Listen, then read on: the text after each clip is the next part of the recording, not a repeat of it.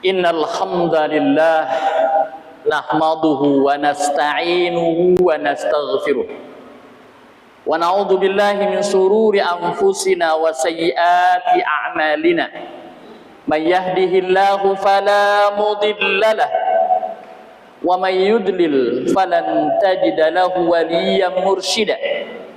Asyhadu an la ilaha illallah wahdahu la syarika lah wa asyhadu anna Muhammadan abduhu wa rasuluhu la nabiyya ba'dah. Allahumma salli wa sallim wa barik ala sayyidina Muhammadin wa ala alihi wa sahbihi ajma'in. Amma ba'du fa ya ibadallah, usikum wa nafsi bitaqwallah faqad fadal muttaqun. Qala Allah Ta'ala fi kitabihil karim wa huwa asdaqul qailin. A'udzu billahi minasy syaithanir rajim. Ya ayyuhalladzina amanu taqullaha haqqa tuqatih wa la tamutunna illa wa antum muslimun. Hadirin sidang Jumat rahimakumullah. Kembali khatib dari mimbar yang mulia ini, di tempat yang suci dan bersih ini, mengajak diri sendiri dan kita semua untuk senantiasa bersyukur kepada Allah Subhanahu wa ta'ala. Syukur atas begitu banyak nikmat yang Allah berikan kepada kita. Saking banyaknya nikmat Allah itu, dan kita tidak sanggup menghitungnya. Sekiranya pohon-pohon yang ada di bumi ini diciptakan sebagai pen dan lautan sebagai tintanya, niscaya akan habis sebelum habisnya nikmat-nikmat Allah yang dilimpahkan kepada kita. Oleh karenanya, marilah terus kita mengucapkan alhamdulillah bi ni'matihi tatimmus shalihat. Segala puji bagi Allah, dengan nikmat yang Dia berikan kepada kita, maka sempurnalah pelaksanaan kebaikan yang diamanahkan kepada kita. Wabil khusus ni'matul iman, ni'matul amal saleh, dan ni'matul istiqamah fi ibadatillah yang tidak Allah berikan kepada hamba-hambanya kecuali hamba yang Ia pilih dari kaum muslimin dan mukminin. Salawat dan salam semoga terus terucap dari lidah kita sebagai bentuk kecintaan kita kepada baginda Rasulullah sallallahu alaihi wasallam dan bentuk kerinduan kita untuk mendapatkan syafaatnya nanti di akhirat. Amin ya rabbal alamin. Hadirin sidang Jumat rahimakumullah.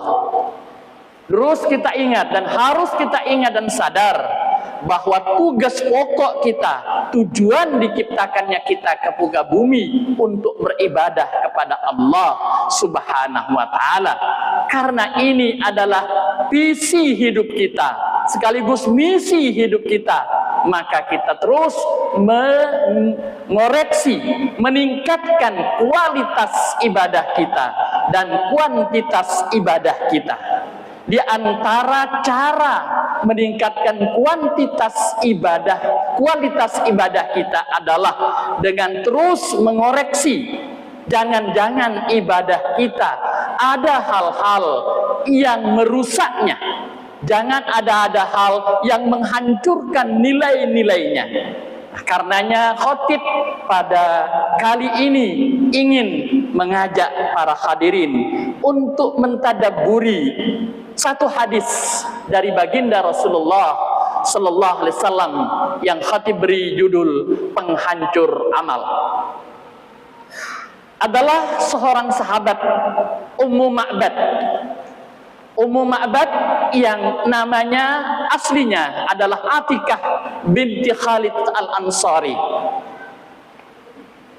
Tidaklah cukup terkenal di dalam pergerakan para sahabat, tapi dia punya sejarah khusus dalam proses hijrahnya baginda Rasulullah sallallahu alaihi wasallam.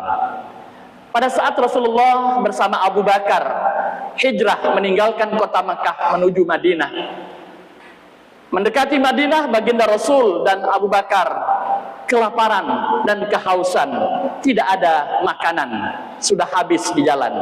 Lalu dia melihat sebuah tenda, maka dia mendekat dan mengucapkan salam kepada penghuninya. Maka keluarlah Ummu Ma'bad, seorang ibu yang suaminya saat itu sedang keluar. Maka Rasulullah bertanya, adakah makanan dan minuman untuk mereka berdua? Ummu Ma'bad mengatakan, tidak ada makanan sama sekali karena musim paciklik.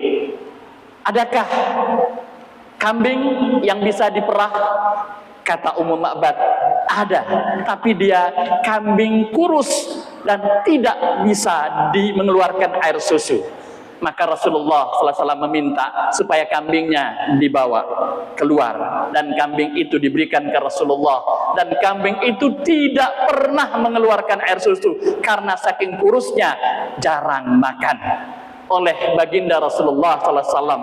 Lalu dengan doa beliau kepada Allah Subhanahu wa Ta'ala, maka Allah memberikan kambing itu air susu dan diperah. Lalu Rasulullah meminta bejana, lalu dituangkan, dan begitu banyak air susu yang keluar dari kambing yang selama ini kurus, tidak pernah mengeluarkan air susu. Lalu Rasulullah memberikan kepada Ummu Ma'bad untuk minum sepuasnya, lalu kepada Abu Bakar, dan beliau terakhir, lalu sisanya diberikan kembali ke Ummu Ma'bad. Dan sepulangnya suaminya bertanya, dari mana air susu ini? Ummu Ma'bad bercerita, ada seorang yang wajahnya ganteng, ramah, dan sangat sopan. Dialah yang memeras kambing kita, dan kambing kita ajaibnya mengeluarkan air susu. Maka suaminya berkata, iya, pasti orang Quraisy, dan saya akan beriman dengan ajarannya. Dan akhirnya pada suatu nanti keluarga ini menjadi keluarga Muslim. Nah, Ummu Ma'bad ini bercerita kepada kita tentang hadis baginda Rasulullah Sallallahu Alaihi Wasallam. An Ummi Ma'bad radhiyallahu anhu qalat qala Rasulullah Sallallahu Alaihi Wasallam, bersabda baginda Rasulullah Sallallahu Alaihi Wasallam, Allahumma tahhir qalbi minan nifaq, wa amali minar riya, wa lisani minal kadhibi, wa aini minal khiyanah, fa innaka ta'lamu kha'inatal a'yuni wa ma tukhfis sudur. Rawahul Baihaqi. Rasulullah berdoa kepada Allah. Tentu doanya Rasulullah ini adalah untuk kita semua. Kita sadar dan yakin bahwa Rasulullah adalah manusia maksum yang tidak berdosa, tapi tetap dia berdoa. Itu artinya kita lebih utama membaca doa ini. Allahumma tahhir qalbi, ya Allah, sucikan hatiku minan nifaq, dari perbuatan nifaq. Wa amali minar riya, dan sucikan amalku dari riya. Wa lisani minal kadhibi, dan sucikan lidahku dari kebohongan. Wa aini minal khiyanat, dan sucikan mataku dari pengkhianatan. Fa innaka ta'lamu, sesungguhnya engkau maha mengetahui, ma tukhfis sudur, apa yang tersembunyi di dalam dada.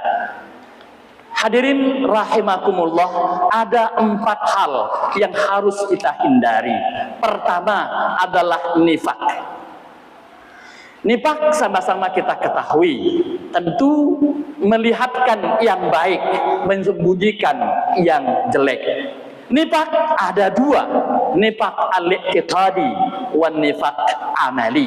Nifak i'tiqadi ada nifak keyakinan, yang ini jelas-jelas membawa orangnya keluar dari Islam.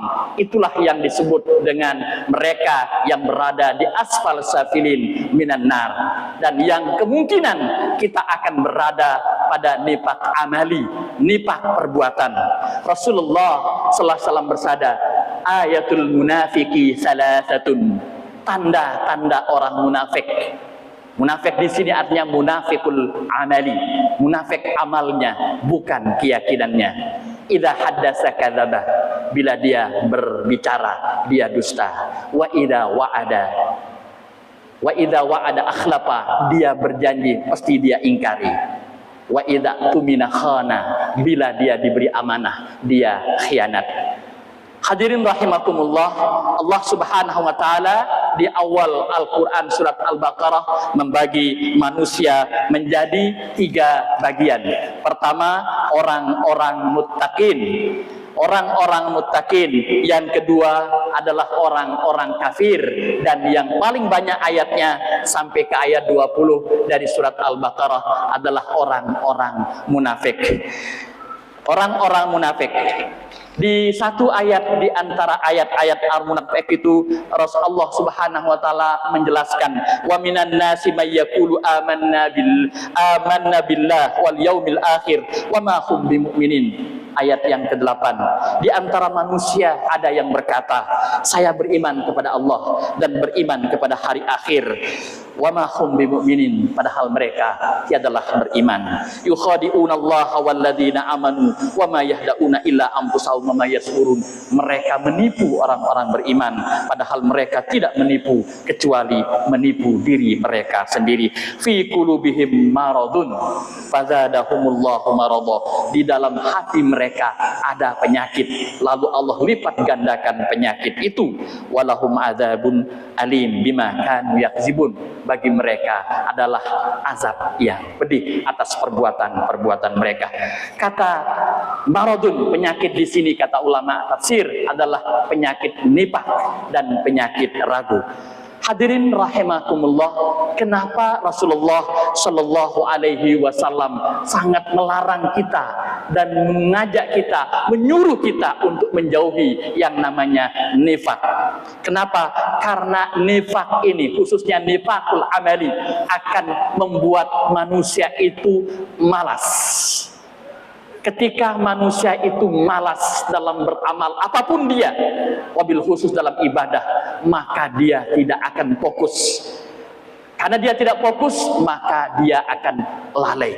Oleh karena itu, nifaq harus dijauhi. Di dalam surat An-Nisa, Allah Subhanahu wa taala menjelaskan sifat orang munafik. Innal munafiqina yukhadi'una Allah wa huwa khadi'uhum wa idza qamu ila sholati qamu kusala yura'una an-nasa wa la yadhkuruna Allah illa qalila.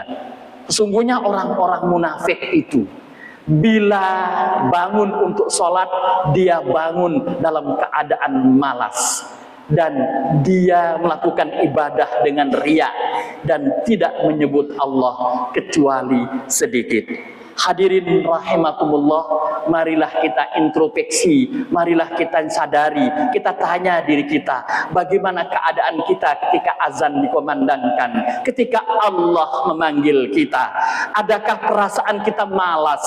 Adakah perasaan kita mencari-cari alasan karena kesibukan dunia, mencari rezeki, atau mengerjakan hal-hal yang lain, mengabaikan panggilan Allah?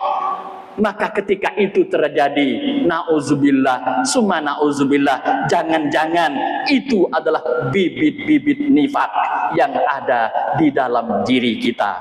Yang kedua, wala yazkurunallaha katsira. Ketahuilah bahwa zikrullah tatmainnul qulub, dan zikir yang paling bagus, yang paling afdal adalah ketika selesai sholat. Banyak di antara kita, padahal tidak ada kesibukan yang begitu mendesak, sehabis sholat langsung berdiri, tidak berzikir kepada Allah Subhanahu wa ta'ala. Padahal Rasulullah SAW menjelaskan bahwa barang siapa sehabis sholat, dia berada tetap dalam tempat sholatnya, dan dia belum batal wudhunya, dan terus berzikir, maka saat itu malaikat-malaikat datang mengerumuninya dan mendoakan dan memintakan ampun atas dosa-dosanya yang ia lakukan. Mari hadirin rahimakumullah, sesibuk apapun kita, sempatkan berzikir kepada Allah setelah kita sholat. Yang kedua dari penyakit ataupun hal yang akan merusak amal kita adalah riya. Allahumma tahhir amali minar riya, yaitu ya Allah bersihkan amalku dari riya. Allah berfirman dalam satu ayatnya, wa'budullaha wa la tusyriku bihi syai'a. Beribadalah kamu kepada Allah, jangan kamu mensyirikkannya dengan sesuatu.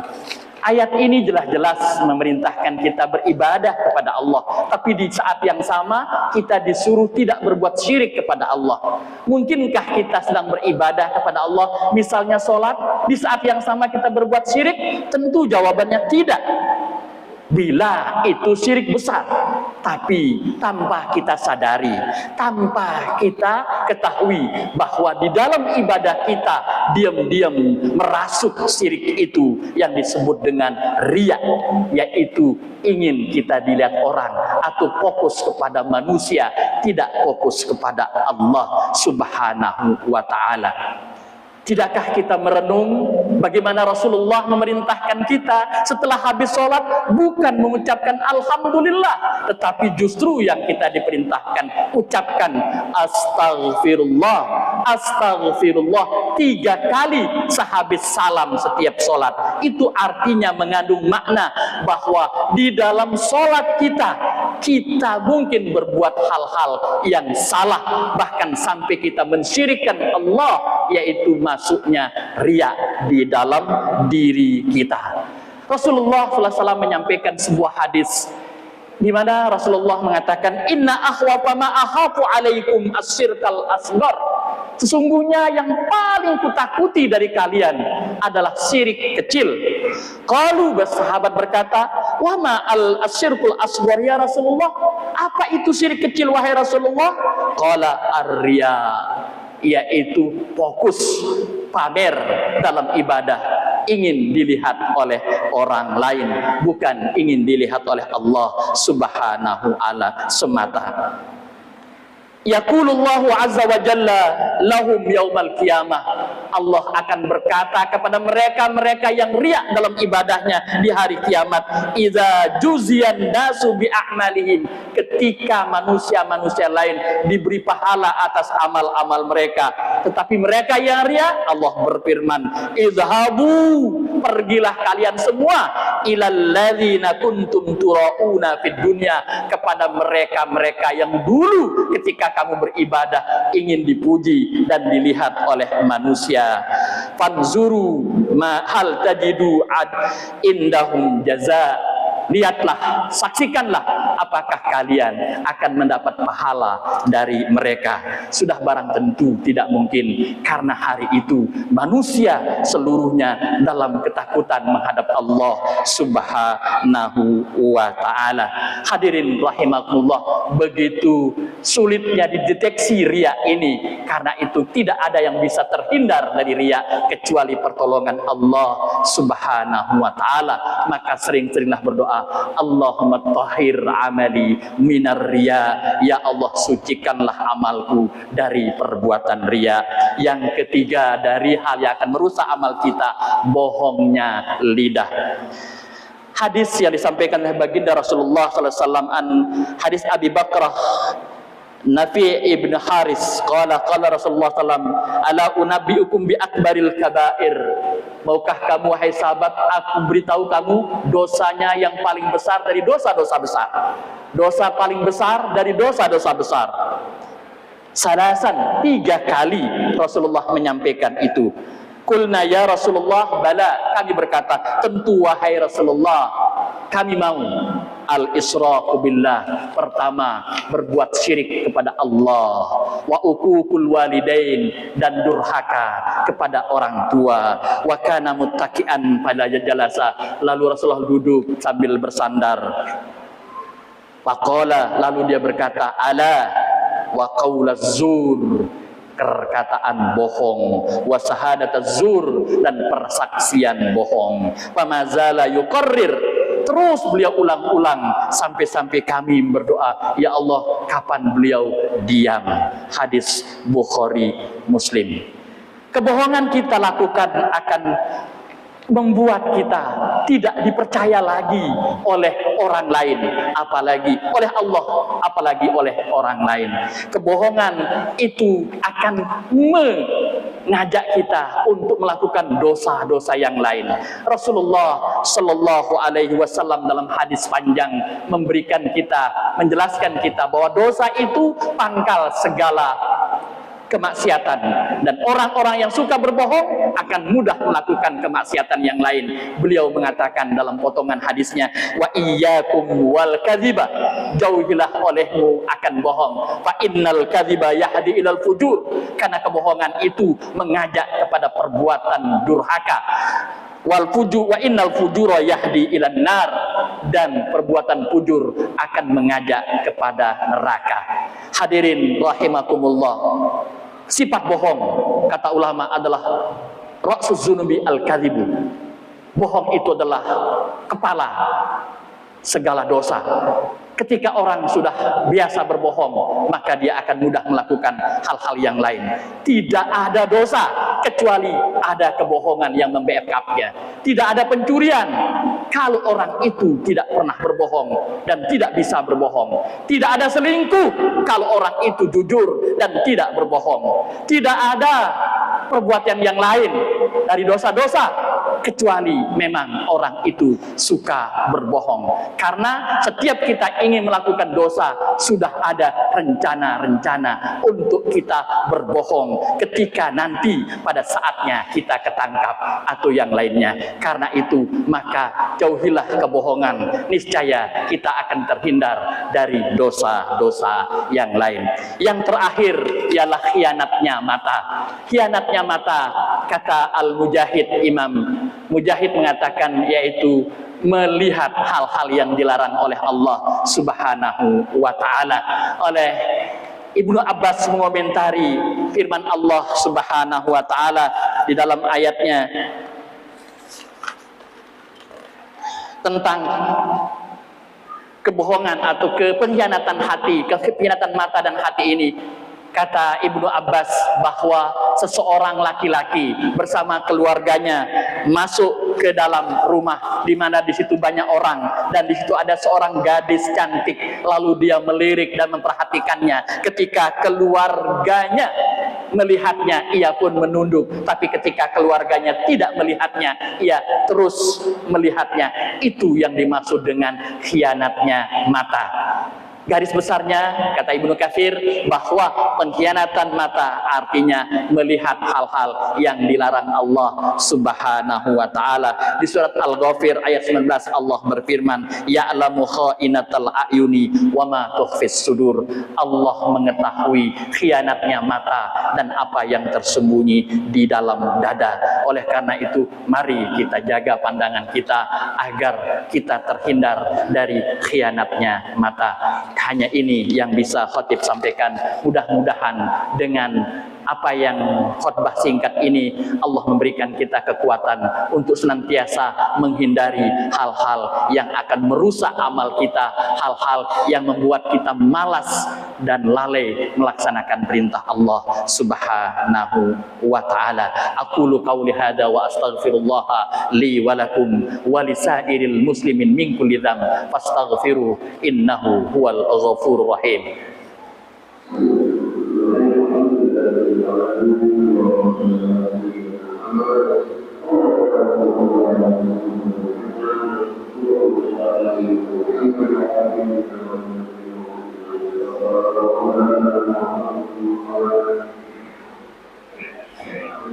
Alhamdulillahirabbil alamin wal aqibatu lil muttaqin wala udwana illa 'alal zalimin.